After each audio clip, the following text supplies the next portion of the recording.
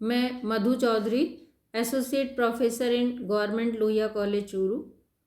Cytology के व्याख्यानों की श्रृंखला में हम वायरस पर चर्चा कर रहे हैं और इससे पूर्व के व्याख्यान में हमने T1 सीरीज़ के बैक्टीरियोफेज वायरस में लाइटिक साइकिल पर चर्चा की।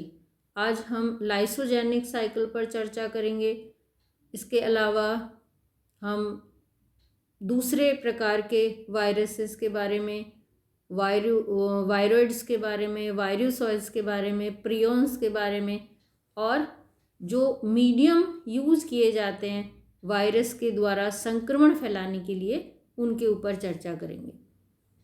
तो लाइसोजेनी अर्थात लयजनकता ये टेम्परेट फेज के बैक्टीरियोफेज वायरसेस में पाए जाने वाला मल्टीप्लिकेशन साइकिल है और इसमें जब डीएनए या न्यूक्लिक एसिड एंटर कर जाता है बैक्टीरियल बॉडी के अंदर, वहाँ तक का प्रोसेस बैक्टीरियल सेल में न्यूक्लिक एसिड का एंट्रेंस या इंजेक्शन, ये इससे पूर्व का प्रोसेस उसी प्रकार होता है जैसा लाइटिक साइकिल में होता है। इसके पश्चात जब डीएनए या फेज न्यूक्लिक एसिड एंटर कर जाता है बैक्टीरियल सेल के अंदर, तो लाइटिक साइकिल में फेज डीएनए बैक्टीरियल कोशिका में एंटर करने के बाद में सबसे पहले जो बैक्टीरियल सेल है उसे इम्यून बनाता है कि दूसरा वायरस उसको इन्फेक्टेड ना करे। ये प्रोसेस भी यहाँ कंटिन्यू होता है। उसके बाद में लाइटिक साइकिल में जो बैक्टीरियल डीएनए या आरएनए हैं वो नष्ट किए जाते हैं और इसके पश्चात जो फेज डीएनए उसका रेप्लिकेशन शुरू होता है और वो अपनी आवश्यकता अनुसार जो बैक्टीरियल मशीनरी है सेल का, बैक्टीरियल सेल के जो सेल ऑर्गेनल्स हैं उनको यूज़ करते हुए उसके लिए जो रिक्वायर्ड केमिकल्स हैं या बायोकेमिकल्स हैं उनका सिंथेसिस करता है और फिर उसके द्वारा वायरस की जो बॉडी पार्ट्स हैं वो फॉर्म होते हैं, फिर उनकी असेंबलिंग होती है एंड देन सबसे एंड में उनको रिलीज कर दिया जाता है।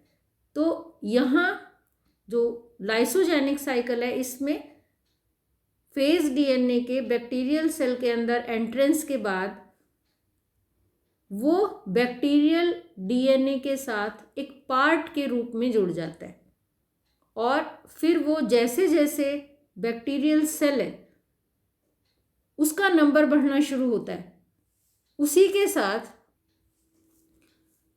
जो फेज डीएनए उसका भी नंबर बढ़ना शुरू हो जाता है। तो जैसे जैसे बैक्टीरियल सेल की नई संतति होती है उनका नंबर बढ़ता है, उसी के साथ साथ फेज डीएनए का भी नंबर बढ़ता है।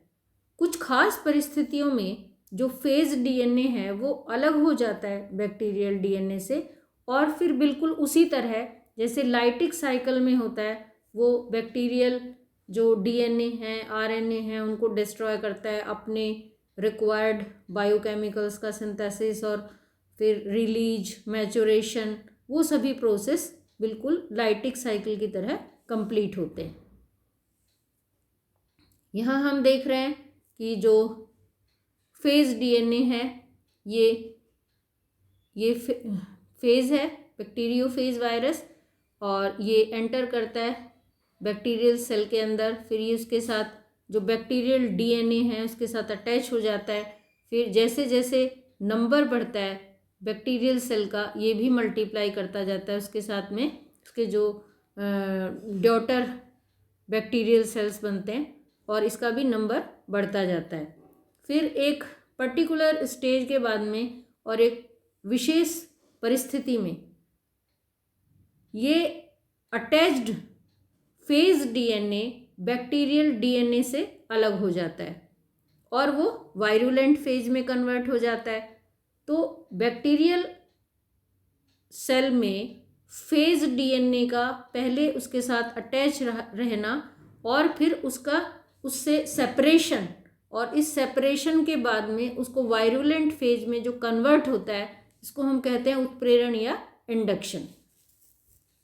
और ये जो इंडक्शन या उत्प्रेरण है, ये नेचर में हमेशा जो लाइसोजेनिक साइकिल अगर रहता है तो पाया जाता है, लेकिन आर्टिफिशियली भी हम इसको कन्वर्ट कर सकते हैं और ये प्रक्रिया कराई जा सकती है।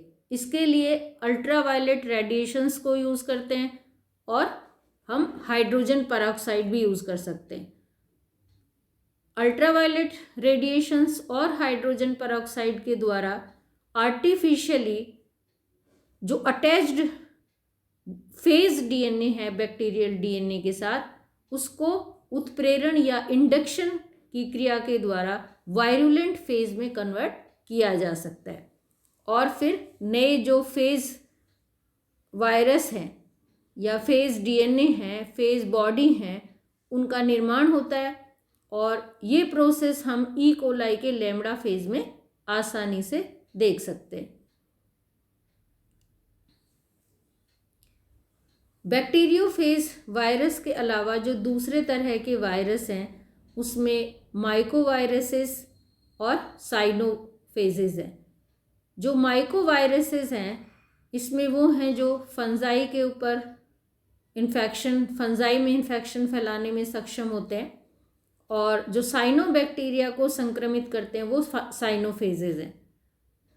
माइकोवायरसेस 25 to 50 नैनोमीटर व्यास के होते हैं और इनका शेप जो जीवाणुओं की या बैक्टीरिया की जो मेन शेप होती हैं, जिसमें स्फेरिकल और रॉड शेप, और रॉड शेप को जिसको हम बेसिलस फॉर्म भी बोलते हैं, तो बेसिलाई फॉर्म, और हर्पीज लाइक शेप।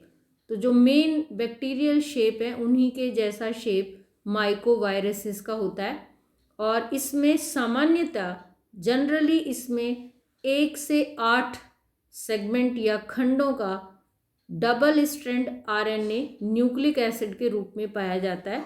इसके अलावा कभी कभी single strand RNA, single strand DNA, double strand DNA भी पाया जा सकता है। साइनोफेजेस जो साइनोबैक्टीरिया को संक्रमित करते हैं, इनकी खोज का श्रेय सेफरमैन और मॉरिस को दिया जाता है। और इस समूह में LPP1, SM1, AS1, N1, C1 phase viruses को सम्मिलित किया जाता है।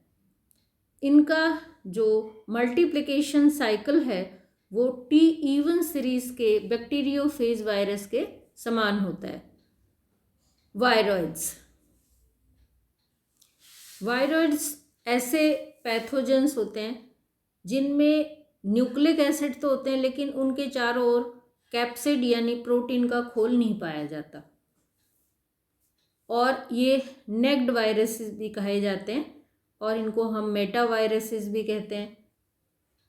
इनकी खोज सबसे पहले डायनर के द्वारा की गई थी और आलू में इनको सबसे पहले खोजा गया था एज पैथोजन, रोगाणु के रूप में। और पौधों में बहुत सारे इसके पश्चात वायरॉइड्स की खोज की गई। वायरॉइड्स की खोज से पहले ऐसा माना जाता था कि न्यूक्लिक एसिड्स को सुरक्षित रखने के लिए एनवायरनमेंट में उनके चारों ओर प्रोटीन का खोल या दूसरा कोई खोल होता है जो उसको सुरक्षित रखने के लिए आवश्यक होता है।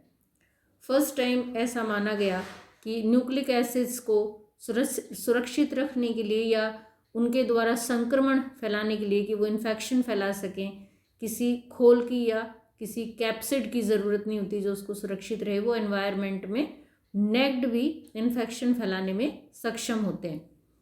जंतुओं में इनकी खोज में अभी तक बहुत ज़्यादा सफलता प्राप्त नहीं हुई है, लेकिन मनुष्यों में कुरु, क्रेटजेफर्ड जैकब रोग और भेड़ और बकरियों में स्क्रैपी रोग वायरॉइड्स के द्वारा फैलाए जाते हैं।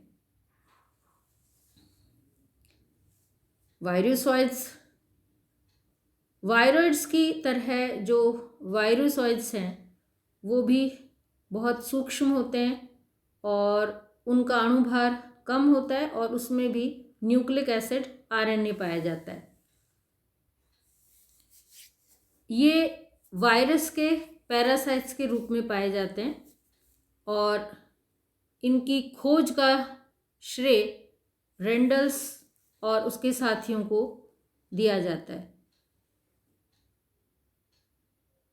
ऐसे वायरस जिनमें पैरासाइट के रूप में वायरोसॉइड्स आरएनए या न्यूक्लिक एसिड पाया जाता है, वो वायरोसॉइड्स के आरएनए की उपस्थिति में ही मल्टीप्लाई कर पाते हैं और अगर ये वहाँ उपस्थित नहीं हो तो उन वायरसेस में मल्टीप्लिकेशन या गुणन की प्रक्रिया नहीं होती। इस प्रकार का एक वायरोसॉइड्स वेलवेट टोबैको मोज़ाइक वायरस में पाया जाता है। देन प्रियॉन्स, अब तक हम ऐसा मानते थे और प्रियॉन्स की खोज के पहले ऐसा माना जाता था कि जो आनुवंशिकता या हेरिडिटी, इसके लिए न्यूक्लिक एसिड्स की ज़रूरत होती है और न्यूक्लिक एसिड की एब्सेंस में या अनुपस्थिति में जो कैरेक्टर्स हैं उनको एक जनरेशन से दूसरी जनरेशन में इनहेरिट नहीं किया जा सकता। प्रियॉन्स जिनकी खोज टी एल्पर, डी हैंग और एम क्लार्क ने की, उसके बाद ये माना गया कि न्यूक्लिक एसिड की अनुपस्थिति या न्यूक्लिक एसिड के अलावा भी कुछ ऐसे मॉलिक्यूल्स हैं, हम इन्हें सेल नहीं कह सकते, कुछ ऐसे मॉलिक्यूल्स हैं जो मल्टीप्लाई करने में भी सक्षम हैं और जो इनहेरिट कर सकते हैं अपने लक्षणों को अपनी नेक्स्ट जनरेशन्स में, और वो मल्टीप्लाई भी कर सकते हैं। तो इन्हें हम कहते हैं प्रियॉन्स। भेड़ों और बकरियों के तंत्रिका तंत्र में यानी नर्वस सिस्टम में इनके द्वारा स्क्रैपी रोग उत्पन्न किया जाता है और प्रियॉन्स में सिर्फ प्रोटीन के मॉलिक्यूल्स होते हैं। इसमें 1 से 3 तक प्रोटीन के मॉलिक्यूल्स होते हैं जिनके द्वारा इनका निर्माण होता है और इन्हें हम संक्रमणकारी प्रोटीन कहते हैं, इन्फेक्शन फैलाने वाले प्रोटीन्स हम कहते हैं। प्रियॉन्स के द्वारा जो डिजीज़ अब तक देखी गई हैं वो हैं सेनाइल डेमेंशिया, गैरेस्टमन स्टॉन्सर सिंड्रोम, ला हेरिंग रोग और पार्किंसन।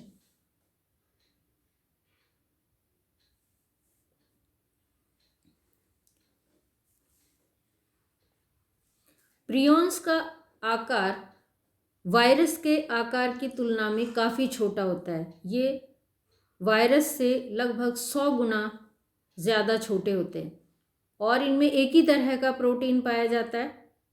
अगर इसका साइज़ और डेंसिटी, घनत्व और आमाप अगर देखा जाए प्रोटीन का जो प्रियॉन्स में पाए जाते हैं तो इनमें काफ़ी वेरिएशन होता है। ये हेट्रोजीनस प्रकार के होते हैं और अनेक प्रकार की आणविक अवस्थाओं में ये पाए जाते हैं। इनका मॉलिक्यूलर वेट या अणुभार 27,000 से 30,000 के बीच होता है। लगभग 10,000 यानी 10,000 प्रियॉन्स एक साथ मिलकर कॉलोनी के रूप में एक रॉड का स्ट्रक्चर फॉर्म करते हैं जो लगभग 100 से 200 नैनोमीटर लंबा और 10 to 20 नैनोमीटर व्यास का होता है। ट्रांसमिशन ऑफ वायरसेस, विषाणुओं का संक्रमण किन माध्यमों के द्वारा फैलता है? First, by grafting.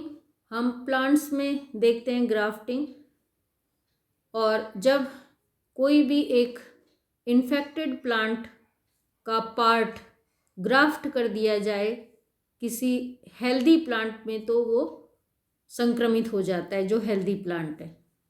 सीड्स के द्वारा इन्फेक्शन फैलाया जा सकता है बाय रबिंग, और हम कह सकते हैं कि वोंड्स, घाव अगर होते हैं, घर्षण होने से कट्स हो जाते हैं, ऊपर का जो सुपरफिशियल कवर हैं वो डिस्ट्रॉय हो जाते हैं और उसके कारण भी इन्फेक्शन फैलता है और वायरस जो इंटरनल सेल्स हैं बॉडी के उसमें एंटर करने में सक्षम हो जाते हैं।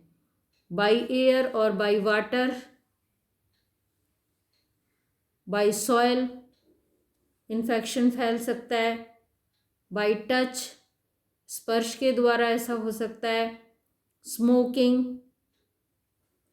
जब हम इनहेल कर लेते हैं अपने रेस्पिरेटरी ट्रैक्ट में उसके द्वारा वायरस फैलने की संभावनाएं बहुत होती हैं, और बाय कंटामिनेटेड टूल्स जो पहले से संक्रमित औजार हैं या कोई भी टूल है उसको अगर यूज़ किया जाता है उसके द्वारा भी संक्रमण फैल सकता है आसानी से।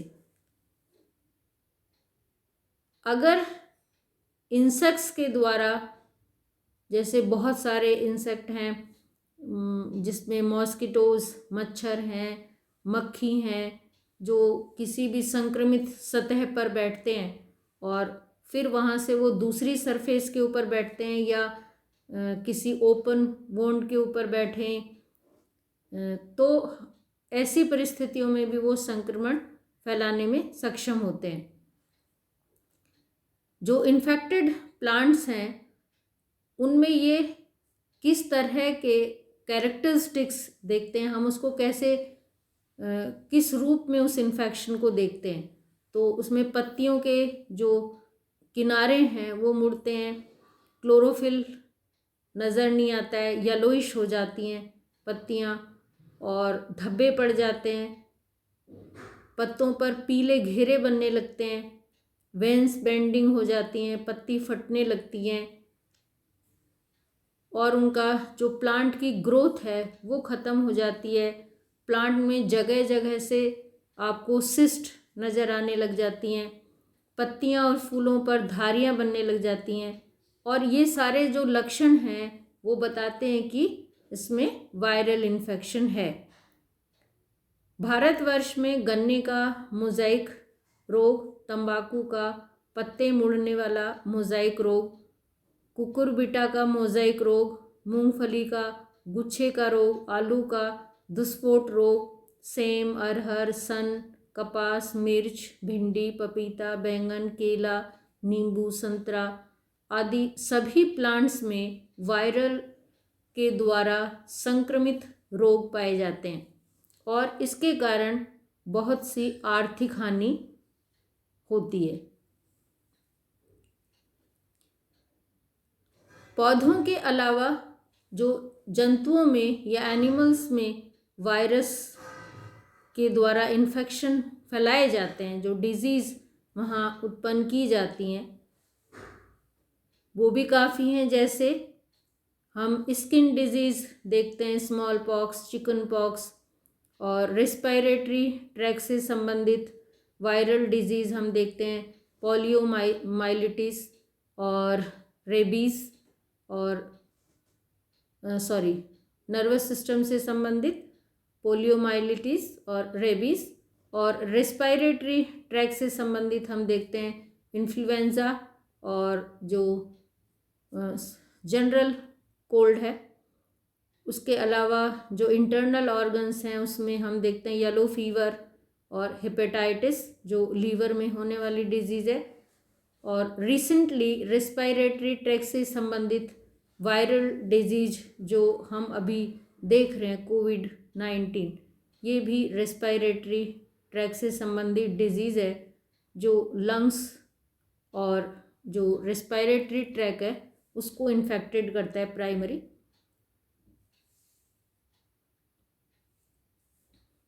तो हमने देखा कि किस प्रकार से वायरस संक्रमित करते हैं, किन मीडियम्स को यूज़ करते हैं। लगभग सभी तरह के माध्यम जो नेचर में उपलब्ध हैं उनका उपयोग वायरस संक्रमण फैलाने के लिए करते हैं।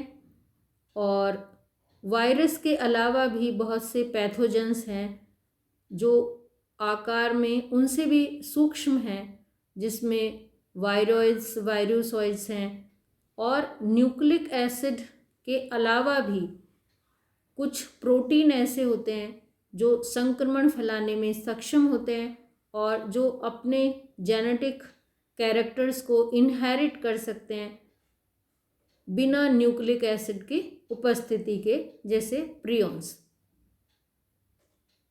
नेक्स्ट वीडियो में हम कार्बोहाइड्रेट्स पर चर्चा करेंगे। Thank you.